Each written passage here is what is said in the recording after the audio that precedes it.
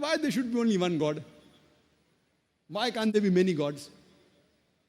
If there would have been many gods, surely these gods would have fought among themselves. And we find this in the mythology of some of the religions. One god fighting with the other god. One god helping the other god to fight the third god. Can you believe in such a God who can be defeated, who can be killed? And some people say that why can't there be different God? One God for sun, one God for cloud, one God for wind. Now imagine if there was one God for each one having power over his own little thing.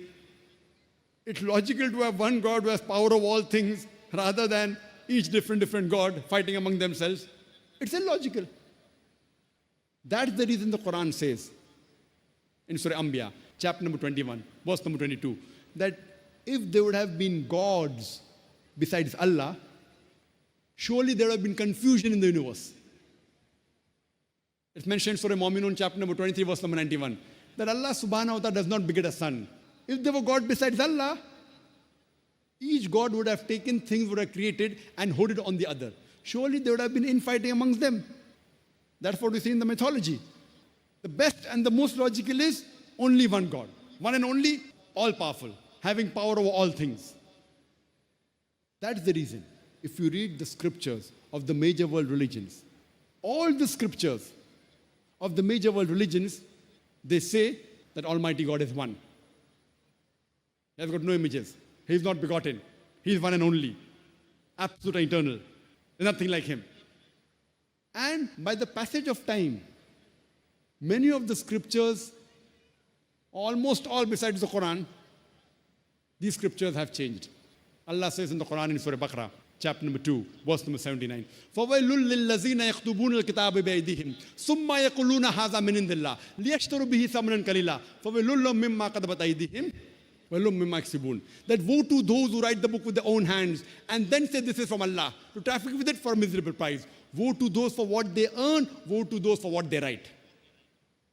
So here it's mentioned in the Quran that people write the scripture with their own hands and then say this is from Allah. So by the passage of time, all the scriptures that came before the Quran, they have been changed. And since they were not the last and final revelation, Almighty God did not think it fit to be preserved, because those were the previous revelations. But in spite of this corruption, in spite of the manipulation, in spite of the change, yet in the remnants of all the major world religions, in the scriptures, you will find the mention of monotheism, the oneness of Almighty God, that He has got no images, He is not begotten, He is one and only, and nothing like Him.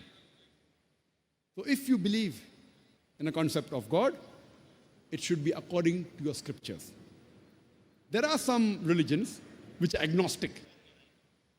You may not call them religions, like Buddhism. They don't comment on God.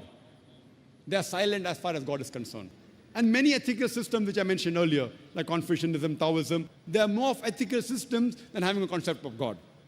And as far as the people who are atheists, like Jainism, etc., to those who are agnostic and atheist, they can refer to my video cassette, Is the Quran God's Word? And I gave that earlier also, as well as recently in Bombay a couple of months back, on the 24th of November, on the second day of the peace exhibition in Bombay, The Solution to Humanity, Is the Quran God's Word? If they see this cassette or the talk, inshallah, if the human being is unabashed, with the help of the Quran, I've proved the existence of Allah subhanahu wa ta'ala.